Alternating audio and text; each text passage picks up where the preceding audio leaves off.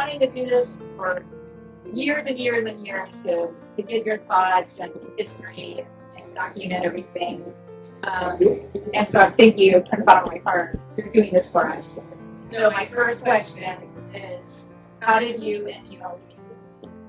Oh, okay. Well, I was my senior year in high school. I had something they called virus pneumonia, and the doctor said I could not go away to college.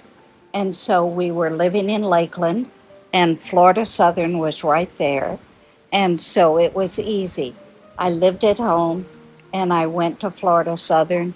And because I was living at home and didn't have any other responsibilities, I could take lots of classes, and it was fun.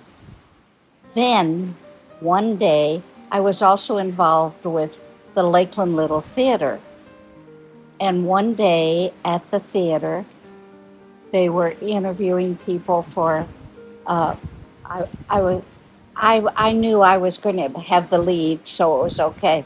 But the guys that were trying out for the part of my boyfriend, and I knew one of the guys, and I thought he'd be good. And then there was this gentleman who came up, and I woke my mother when I got home, and I said, "Mom," I was 17. I said, "Mom, I have just met the most amazing person, and he's much too old for me. But if there's one like that, there's got to be another." And that was when I first met Niels. And so over the next couple of years, we worked together mostly at the little theater, the local little theater. And I didn't drink coffee and he didn't.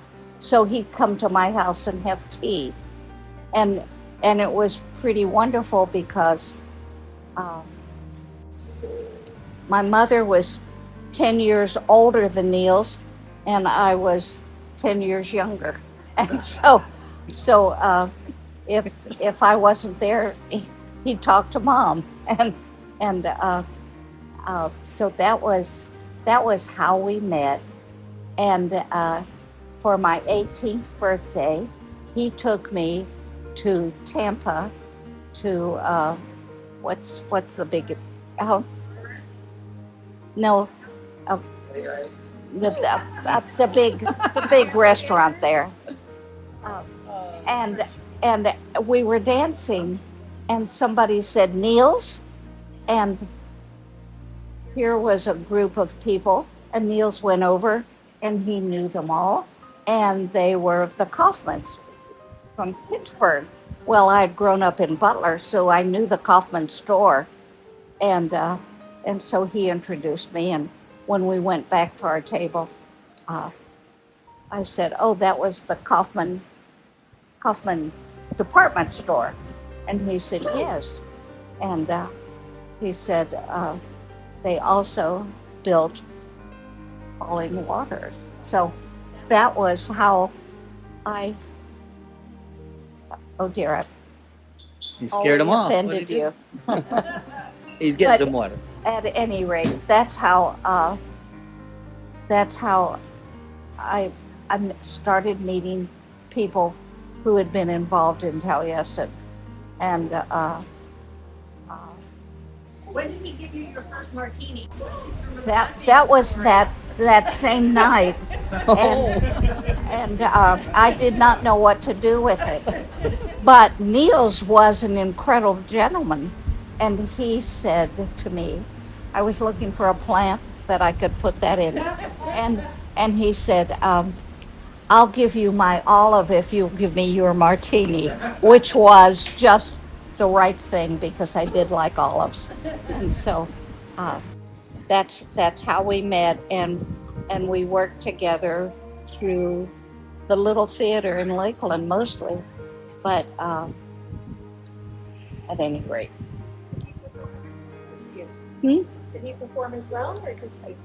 He did a little bit, but mostly he did the sets. and that was wonderful. Except we were doing on the town, and the main thing was New York. Well, it was my job to put the lights in for the cars coming, but guess what? I had lights coming on both left and right, so it was not so good. But at any rate, we worked together that way for a long time, and then the director that we worked with had a chance to do Broadway, and so he did that, and but they were good friends, and Neil said, "Well, he asked me to marry him, and I said, now I want you to ask me when there's nobody around, and when you haven't had anything to drink." And guess what? He never asked. And so I was about to graduate, and I said I was going to go to Butler, Pennsylvania, where I grew up, and teach school. And he said, "Well, I thought we were getting married." And I said, "Yeah, but I don't think we ever settled that." And so we settled that night. So I graduated in June, and at Florida Southern, and then I became a faculty wife in August. So not that I ever had to be a faculty wife, but Niels was considered part of the faculty. So that's all right. Does that answer? Well, didn't Neil, my dad, have some competition for your hand? Oh, well, actually, Thinking of the Mr. Publix. well, Mark was the nicest guy in the world, and my mother kept saying, "Publix is going to go places. I wish you liked Mark more." And I have to tell you, Mark Hollis, who later became president of Publix, was, and all his life, he was one of the neatest men I've ever known. And, but he didn't hold a candle to Neil's. So where did you get married? All right, that's wonderful. We were married in the Danforth Chapel, which was finished the day we got married. And as the vice president of the college said, that they had to finish it so Schweitzer could get married. And so we were the first couple to be married there, and that was pretty special too. That was in 55, and there were 100 seats, and we invited 100 people, and one person wasn't able to come, but 99 others did, and that was kind of neat to think that many people wanted to celebrate with us. So my favorite story that you tell is Mr. Wright on a walk. Oh. At Florida Southern. Okay. All right. Niels and I had been married for 6 weeks, and Mr. Wright was coming, Mr. and Mrs. Wright. And how old are you now? I was 20. 20, okay. And he, I thought Niels was just the most amazing man in the world. And here was someone coming that he held in great respect. And Florida Southern owned a hotel called the New Florida. Well, it was probably named in the 20s, 1920, because it was not very new. But that's where Mr. and Mrs. Wright had to stay. And it was one of those old-fashioned hotels where men would sit in the lobby and play Chess. played chess and cards and so on. And I was to pick up Mr. Wright at the hotel. And so I want to tell you, the man did not do any of the things you've read about him doing. He did not drag his cloak. He did not do one thing. He got out of the elevator, and all of these people sitting in the lobby who had no idea who Frank Lloyd Wright was. But there was an incredible charisma that the man just had. And I know lots of negative things, but I have to tell you, he really had charisma. And all of these old men sitting there playing chess and things stopped and watched as this man walked out of this old-fashioned hotel. And so Mr. Wright, and by the way, I want you to know, I never heard Niels refer to him as anything but Mr. Wright. And so that's the way I would talk about him, that he really had charisma. It's the only word I can think of. And the story you were talking about is Mrs. Wright and I were walking together at the college. And I tell you, if this man is coming and your husband thinks he's wonderful, you dress very carefully. And so I had this black dress, long sleeved. It had a white satin collar. It had buttons down the front. And it was long because at that time we wore things sort of down to the ankle. No, well, not quite to the ankle, but mid-calf certainly. And built into the side were two streamers or two tails that came back and were buttoned at the back. So it came down like that. And I was walking with Mrs. Wright, and all of a sudden, I felt somebody goosing me. I can't think of another word, and there was Mr. Wright flicking my crossed tails up and down, and he said, "Great derriere." Well, I'm with his cane, and what I know is I am not the only person that he said that to, but I'm probably the only living one that can say that. So that's my derriere story with Mr. Wright. But Mr. and Mrs. Wright were there twice while Niels and I were there. And then after he died,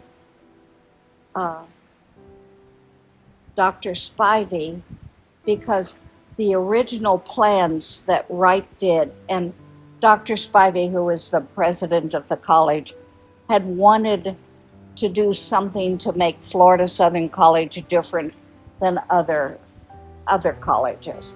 And so he had gone to Wright in the 30s and had all these designs for a college. Well, after the Second World War, the college had grown so much that there wasn't a place for, everything Wright had designed was too small for what the college needed. And so Niels went out to Taliesin and tried to talk them into reviving or somehow increasing the buildings. But at that time, they were not changing anything. Mrs. Wright was an incredibly strong woman, and she was not allowing any changes made to Mr. Wright's designs. So they didn't work for the college anymore. They just didn't. So Niels ended up designing a number of buildings there at Florida Southern, but unfortunately, it caused a rift for him with many of his, no, I won't say that, but certainly with Mrs. Wright, that that they they she just couldn't allow any change, and time dictated the need for change. So at any rate, that's how Niels ended up designing a number of buildings there at Florida Southern. Is that okay? I'm sorry. How Dad met Mr. Wright. Oh, yes. Well, Niels had been in the Second World War, and I have wonderful letters that he wrote home, and incredible pictures that he drew of what he saw as he was going through that. But suddenly he stopped writing. He stopped everything because he had been on the liberating force for Buchenwald. And the 33 years that we were married, only one time did he talk about that. And he said, first of all, they walked down a road and there were bodies stacked like cordwood, and it was during the winter, and they were frozen and blue, but they were higher than a man's head on both sides. And he said the men that came out of that concentration camp were so just so they didn't look, yeah, they were, and he said in order to survive, I had to pull a curtain down. And he said, Bev, I can't let it up 1 inch. I cannot do that. Niels went into the Second World War thinking he would be a Presbyterian minister. That was his goal. And he came out knowing that he could not do that. But his father, who was quite an amazing man, had taken Niels to see Mr. Wright when Wright was talking about the Mile High building, which couldn't have been built at that time because we didn't have the ability, the mechanical ability to do it. But at any rate, Niels had been introduced through his father to a lot of Wright's things, and he had loved the idea of being an architect.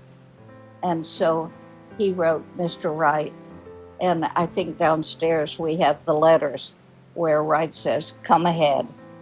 And Niels told me that the first time he saw Mr. Wright after he had gotten to Taliesin, he was scrubbing floors. A lot of wonderful stories about Taliesin, but he was scrubbing floors, and all of a sudden there were 2 shiny black shoes. And he looked up, and there was Mr. Wright, and Mr. Wright said, you'll do. And so that was his first introduction to Frank Lloyd Wright. But so. And Dad did well. That's for sure. And he did. And he was there long enough that he became Mr. Wright's representative for Florida Southern College, which is where I met him, but also to work on the Lewis House, which is up in Tallahassee. And I hope someday we can all go there. It would be fun. Mm-hmm. So. Mom, there's one more story about you, and I think Mrs. Wright was there, Dad and Mr. Wright, and it was in the auditorium, and there Oh. was a Oh, yes. yeah. That was wonderful. Okay. Oh, gosh, I can't remember his name. Bishop, somebody from the Methodist Church, was talking, and Mr. Wright was sitting behind him, and we were all in the audience. And This is for the dedication. this was this was another time. This is a full house. But it was a full house, and suddenly Mr. Wright walked down, and he came to Neil's, and he said, "We're leaving." Well, then, as Bishop Branscombe announced, he finally introduced Mr. Wright, and Mr. Wright was not there because he and Niels turned to me. He said, "I have no idea where we're going, but I'm off." They went to the theater to see the Ten Commandments because his granddaughter, Ann Baxter, was in. And Neil said it was one of his most embarrassing moments because here's this theater full of people and Mr. Wright saying, "Wait a minute, they didn't have that kind of architecture." And he was criticizing the film until Ann Baxter came on. And then he'd say, "Go, Annie, go." And Neil said he just wanted to, because nobody knew who that gentleman was who was interrupting everybody. But at any rate, so Wright had a great deal of pride for his granddaughter who was in a movie. Is that what you? That's exactly. That was. And so Will, there's a little story of when you came and stayed with Mom and Dad at one time at our house. Yeah, You remember that? I do. There's an interesting. First, I out of school. I grew up in South Florida, in Delray Beach and Lauderdale. And after college, I worked 2 years in Miami, Coconut Grove, for Alfred Browning Parker. It's kind of the counterpart to Nils. Well, in no, South Florida. he was really a counterpart to Wright. Yeah. I mean, Wright came down there. Mrs. Wright was very jealous of. She was. She was. She really She was. told me. So so when I was leaving the office, I worked 2 years for Parker, and I wanted to move up the coast to a small beach city, so I was moving here. And Al said, when you get up there, look up this guy. There's an architect up there you ought to look up, Nils Schweizer. And I said, no, I know of him. I know his name. I saw a thing in the Sunday Orlando newspaper with your pictures of your house and your family and all. So when I got up here, it wasn't like a week. And then I met Nils on a board. He was on a committee in the city because they lived over in Maitland, I guess, and then came over on weekends, and had the house here, and met Nils, and so became good friends while we did it. So it was really, really nice, and that was one of my first experiences here working with him. And a funny story too, when you don't know this, but he came by my house when I was building my house before Nils died, and it was half finished.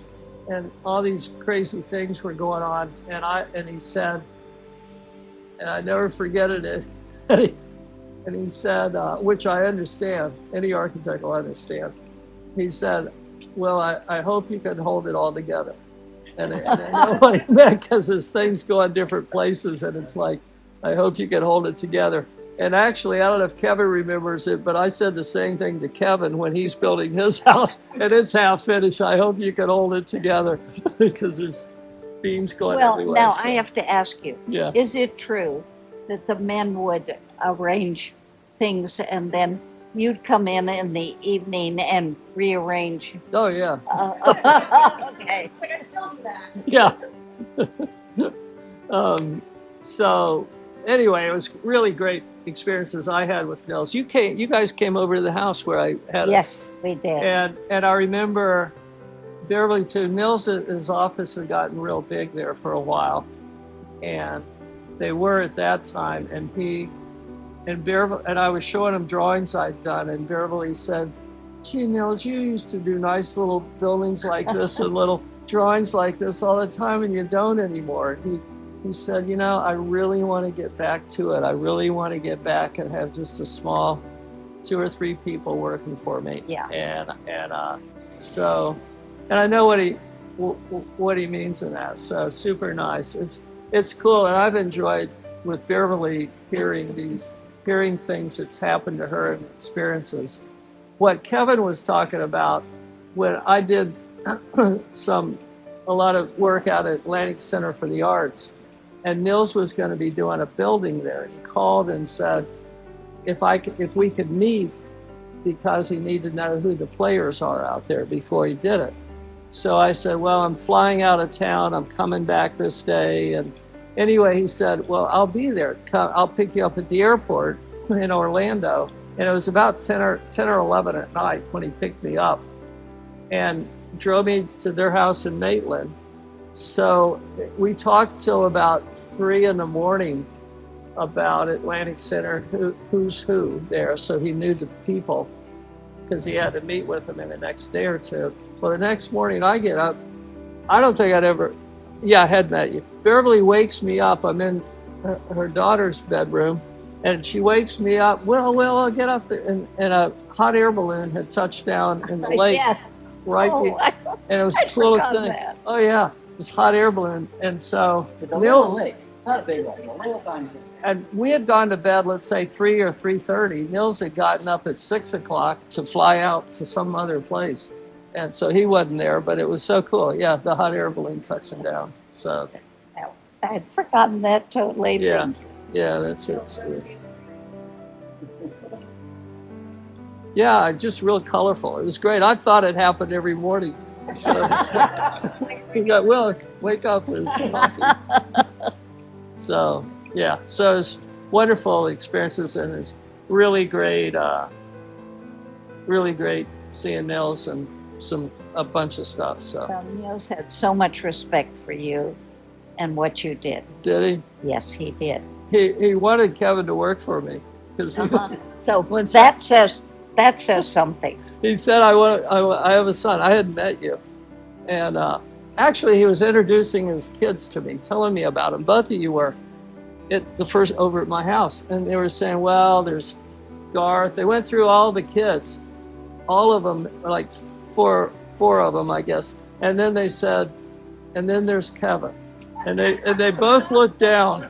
And at that time, I think he had gone to high school here and moved over here to, I don't know if you're living on a sailboat or what, high school, but and it was like, "And then there's Kevin." And I was like, I figured there's something wrong there, so I didn't ask much. But then he said, I want Kevin to work for you. I don't know, but anyway, Kevin never did. He went off and did things like this incredible space. So Yeah, Dad. anyway. Dad said there were 3 people: Morgan, Bill Morgan? Bill Morgan, Will Miller, and Wayne Stark. No kidding. That I should work for once I got out of school. So I get out of school and I end up working for Dad. So And Boeing worked for that. yeah. Yeah. But Dad and so my brother Garth, who actually is just the landscaper here, that just finished out strong. Garth was a landscape architect, my older brother. My sister, Pamela, the interior designer. And Dad was an architect, and I was an architect. And so we're all in the back bedroom at Mom's house. Had this little office, working there for 2 years. No kidding. And then when Tamara started having babies. Now she had 7 babies. And they're all homeschooled, so she got very busy doing that. And then, but Dad and Garth and I stuck it out for a while there, and then we were letting go in my office there. But that was always a fun time with Dad in the early morning. 5 o'clock, he was up and out. And in order to do any work with Dad, you had to be up really early and getting the critiques and knowing what we're doing next. And what we were doing were mostly churches, because the Schweitzer Associates, or at that point it was Schweitzer Incorporated, they couldn't do small churches. They just never made any money. That's when they were about 125 people. So large firm. So this was Dad's little sidekick, us. And so we did small churches and did charrettes, long weekend charrettes with the churches and everything. It was a lot of fun. But that's where I learned most of my architectural skills with Dad during those 5 years before he had passed on. And this is a very neat, intimate kind of a relationship, not only with Dad, but with Garth, Tamara, and the church work that we were doing. But a lot of long hours. But I have a funny story to tell about Brooks and Susie. I don't know. Did you ever work for the office, or were you always? What? Yeah. Yeah. But they were at our house, and young, wonderful architect, beautiful wife, and Susie. Oh, just like that, the glass fell 2 stories. And where's our floor now? But at any rate, I think it's wonderful the way humans, just the way we love each other and we understand each other, because the creative spirit is so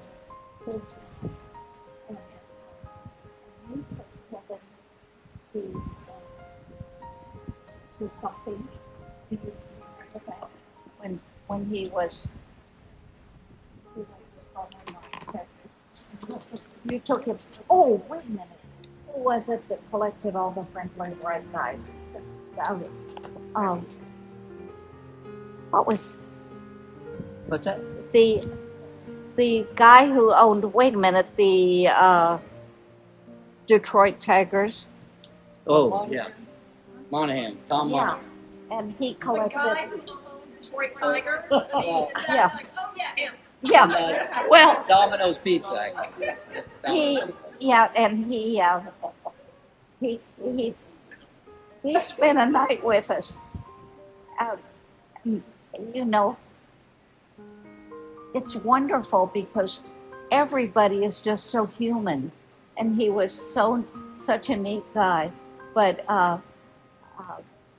he loved Frank Lloyd Wright's stuff, and he collected a whole lot of it. And so, at any rate, at Florida Southern, he at one time was being honored, and he spent the night with us. And it's just such a nice guy. And that's the thing that we all have to know. Everybody, regardless of how much money they have or how much influence they have, in the bottom line, they're either really great, wonderful people or not so wonderful. And that's okay too, because we need all sorts. But at any rate, I'll never forget the look on her face when that glass just went crash 2 stories. Yep. I think what you're talking about too is respect. You know, me having respect for Nils, having respect for you, Nils having respect for me to say Kevin to work with Yeah. and stuff. But I think that's the whole key in the world, is having respect for, you know, for nature, for the world we live in, people, you know, as best we can, and some things in common. And, so that, you know, the word respect is just a very powerful word. But that's what that's why everybody's here. I think respect for where we are, all the places we've seen tours. And it's so important that we encourage young people to do that. I think we're going to have to work harder because we've been masked for 2, almost 3 years. And let me tell you, everybody, once you put on a mask, you don't look up. You look at your computer or whatever it is. And we've got to break that habit because watch, when you go out, people are still sort of hunched over and it's scary because this is such a huge, wonderful world. Oh, excuse me. That we don't want to be just tied to this little machine, and the young people are doing that, and it's our job to break that. I think to get us to the point where we can look up. Yeah. You know, What's amazing is not one cell phone's gone off since we've been here. Yeah. I worked with you on the what's called the environmental design group. Yes. What's the story for that? When you We need to hear you, Brooks, Yes. if you don't mind.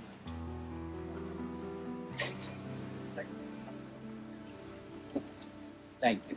I mean, I knew it as EDG, and then at some other time it became Schweizer Associates and all that. But Yeah. you remember the basics for EDG? You get a picture of the tree and yeah, and that key is that was one of the first big businesses. We started out. I'm sorry, Alan Hellman was supposed to come today, and Alan Hellman was one of our first employees, and he went on to be president of a huge. But I think initially, almost everybody in the Central Florida area who became important in the architectural world worked at some time for Schweitzer School of Architecture. yeah, it was, and so that was fun. And you and Susie were part of that. Glad to be. Since I'm here, Yeah, I joined Schweitzer's when Niels and I met at an AIA meeting in Tampa after one of the recessions. And I wasn't working in HHCP. The 4 guys that were kind of the middle management had left and formed their own thing because of, there he is, Bellman.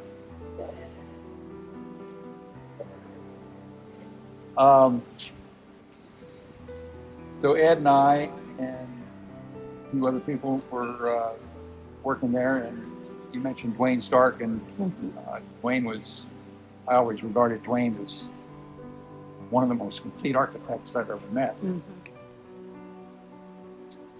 So that was 2.5 years of really special time in my life.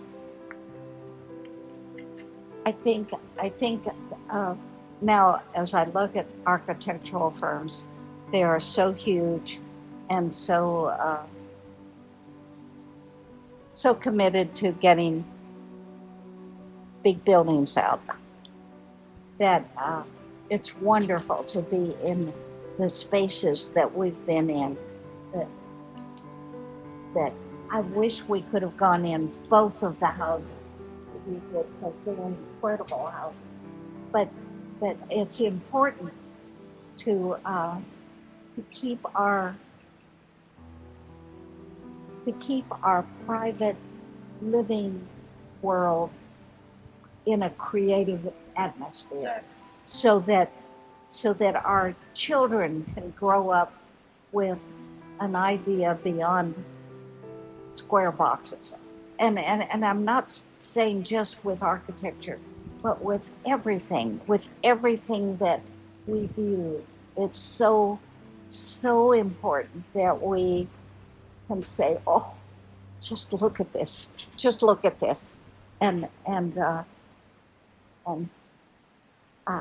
I think we have a harder job now because we've spent almost 3 years just looking down and being blinded by our own ability to. It's very detached. The conversations, the good conversations, the discovery of information, isn't there because it's just a constant input. And there's no real exploration. The ability just to look at each other is so important as we talk. So that's. I have a hypothetical question. So the influence that your husband had, Niels, with Frank Lloyd Wright and all that he had, the firm that he built, and the influence that your family has had, that ripple effect. In today's generation, when you say, I wish we could take to the common property, the single family property, the individual properties, do you think it's possible for an architectural firm to still have that without being a multi-million-dollar pocketbook for an individual? How can we help it be cost effective for the common person to still have the talent pool of so many architects that have brilliant thoughts to come into the common marketplace? How can we make that happen? And that's a question for all the architects here. That's not something but Will, do you have an answer? You just gotta have a desire. I think those things in life is just more important than talent, desire. And I think it's looking, to me, there's so many distractions now to the things we're talking about in this space too. It has a soul, an essence about it. And those words aren't used much by common architecture. For instance, it's computer modeling, it's sustainability, it's all these cliche words that have popped up since I went to school. But we didn't. It was just pencil and a paper and thinking and trying to have not just desire, but also trying to find out what the essence, what really are you trying to do? What are you trying to do? The beautiful ocean. Every site's got something that you try to develop a means of doing it, and not just relying on computers or trying to copy the buildings or something. There's just no depth to that. There's no poetic depth. So I think it's being aware of a lot of things and then getting your inspiration from the project itself and trying to find out what it's about. And in the building, really, you just try to enhance a space and have fun with it and enjoy it. To me, that's the way I approach it. Just trying to get inspiration. But the people themselves, I think it's a desire. You start falling in love with it, or you don't, or it's a job. And so. And we're talking a lot about just architecture, Yeah. but it's the whole creative world of art and all those things, but also just the ability to rejoice in this world that we live in. Yeah. And we won't do that if we're just looking at our handheld device that makes us look down instead of up.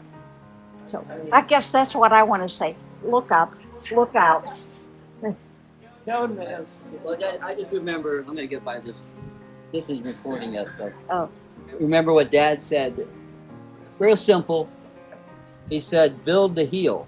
And if you think about that, as a doctor, someone who has passion to give a person healing in life, that's what we're all supposed to be doing in this next series of generations, is to say what we do will heal somebody in one way or another.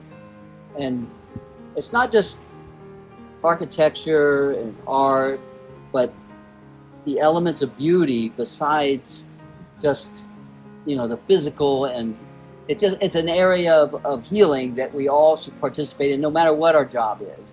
And I think it's about passion. It's not passion for the unknown, it's passion for people. We do this for people. But whatever we do, it should be about healing the earth, healing people, being part of the mental psyche and the physical psyche, the world of care and love and patience for each other. And I think that's what architecture, when it comes down to it, is done the best, is when we know clients, we know their interests, but we take it to a level of passion and bring that back into their world so they can enjoy that energy that comes out of the creative process every day in their own spaces. Remember that little sign that your dad had in his office? God is in the details. God is in the Instead of the devil's in the details. Yep. That flipped a lot. I agree with that. I think that's to be saying that was the detail. But almost where the heart is, and everything's so sterile these days, so very boxy. But where's the heart? Missing, bringing in the love element. When you go into any of your spaces, you can feel it. It's not just kind of a very clean, minimalistic space. You can really feel that there's been some life there in those spaces. And I think we've lost a little bit of that with the mass production.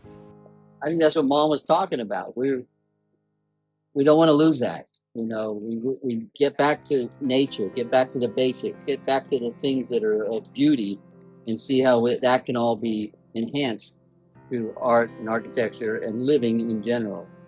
And so, whether it's writing an article, taking a picture, whatever it is, it should be about the passion of expression of love and care for one another.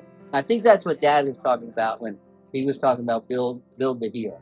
Erica? So we learned a lot about how your dad has influenced a lot of your architecture, but what are some of the things, or can you share some of the things that you do that influence your type of architecture that are a little different than what your dad does? Like the sailing or the surfing, other elements that you might have been inspired by. Yeah, I think there's at least in my work, it's same thing in Dad's work and in Frank Lloyd Wright's work, is the site and the client. They come together, and I just think if you take what the client expects and go beyond that, with my crew at the office call it the K-Swiss twist, because Kevin Schweizer is from Switzerland. Anyhow, it's a twist, and I don't know how to explain it more than well. You know about the K-Swiss twist. But it's that twist of going a little bit beyond, taking Cheryl's love for art and just giving it that extra touch that says this is about you. And as long as it's care for your client and a reaction to the site, there's what I say, you just take the site given amenities, the God-given amenities, just enhance that, whatever you can do with the architecture. It's going to come out right because you already start with a good palette. If you're lucky enough to have a client, Martin's. Yeah, that's right. If you don't, then you've got to play teacher, which he'll sell that, and you expose them. Images off of Pinterest is the language now. But it used to be, you pull out images out of magazines and so forth. Well, we could do this, we could do this. Give them that picture of what is possible and paint the biggest picture you can. And then little by little, and whatever the other constraints, including budget, are on your project, you make the best you can out of what you've got to work with. Hannibal Square is good example of what you're saying, because Hannibal Square was in what they called it in my day, Colored Town, and West side. what West side. West Side, Yeah. but they were going to build a community center. Yeah. And so they put up reams of paper and were there all for 24 hours. And can you talk to that or? Well, Kevin knows about the charrettes. That's where I learned Yeah. about charrettes. What we used to do is have a common purpose, stated goal, and not much else. And with reams of paper and two people leading it, creating the vision, and then breaking off into teams, assigning tasks and so forth, and try to generate the information that's going to be the basis for design. And then little by little, as time allowed, develop individual designs based on the themes that were assembled to come up with different schemes. We did that on the Winter Park Library before what's there now got built. And churches, we used to do that all the time. So the charrette process is a term charrette, it's a French term for these little cart, people would put the drawings in this cart, judge the cart, to enter the work and so forth. It was a little bit of time and a lot of work. Well, but I'm not sure I answered the question. Hannibal Square, for me, represented, because I've seen them do it in churches, but in a church you have a community already created. Hannibal Square was full of people who were not educated, who a lot of the men drank a lot, and the women were kind of covering up for that. And but at any rate, to have everybody for 24 hours, the guys were there, and whatever somebody said was written down, and so that everybody had the feeling of having contributed, and the mothers that wanted the dads not drinking, and all of that. But to do that, it's one thing to do it in a church, which Niels did a lot of churches that way. But good. Are you going to? Can you add that? I can add a few things. Okay. One of the really wonderful things. This is I look back on those years. One of the wonderful things that I thought about Niels and the practice was we were influential, and for a very good reason. I eventually learned a few little tricks, but they understood all of the good things about how we wanted to live and how we wanted to build our buildings and how they helped and influenced people. And that rubbed off, I mean, we're looking back on it right now, thinking how great it was. That's obvious that it was a good thing, and it still has influence on people. I would like to see, and I think some of the people that work there still do this, is bring some of those good attributes and translate them into buildings that are more modest, so that more people can see and benefit from good design than people who have a lot more money and can afford it for more good things. And I think that's what I see looking back, is what they brought to the practice, what they brought to architecture in Central Florida was that influence. That Brooks, he's looking at me like, what is this guy talking about? Obviously, I feel about Niels. Yeah. So experience. And I became partners. Another group called Atlas, like that.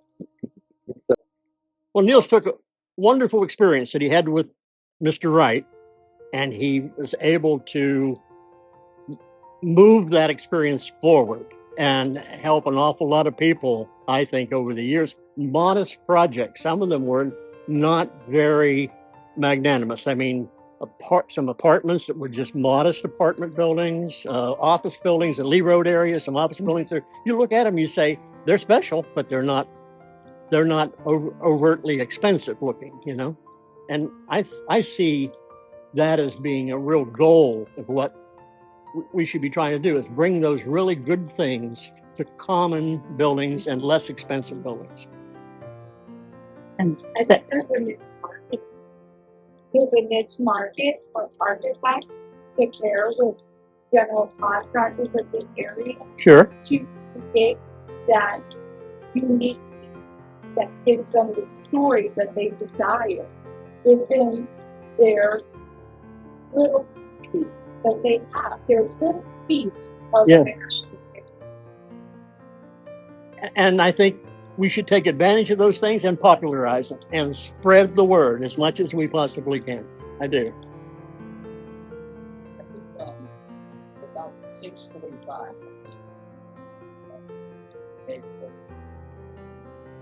I don't want to stop the questions or anything. I brought this. I'm gonna let this pass around. I don't know if anybody has seen it. This is an old brochure from the 70s. yes, We could just pass around and look at Okay. it. That's the original building, the first building in Concord. yes. And it was so wonderful. I know it was. Yeah, absolutely. And then was. what happened was so I know. Brooks and I are still sick about it every time we think about it. You can just pass it around and go through and look at it. So I think we're gonna wrap it up. And some of the office. Oh, yeah. Yeah. That was the first building on Comstock. Yeah. It was on Comstock. Yeah. The last full-time gig I had was the city architect in the park. yes. Like, we come by out the parking lot, I see that building. Some contract got a hold of it. Oh, it's awful. Stuccoed everything, all the exposed block and the little fountain that went in underneath the glass. All the details are gone. I walked in one day and talked to the girl at reception and said, I just had to come in and see what you've done to the inside since the outside is so screwed up. And they didn't tell her who I was. But he left her car. There's a wonderful picture, I don't know where it is, of Niels with his pants rolled up in the pool because we had goldfish in there. And they were going to do something, and he was trying to catch the goldfish so that they could be saved while they redid the, I don't know. That office still comes back in my dreams, I swear. Does it? Oh, dear. Well. I remember the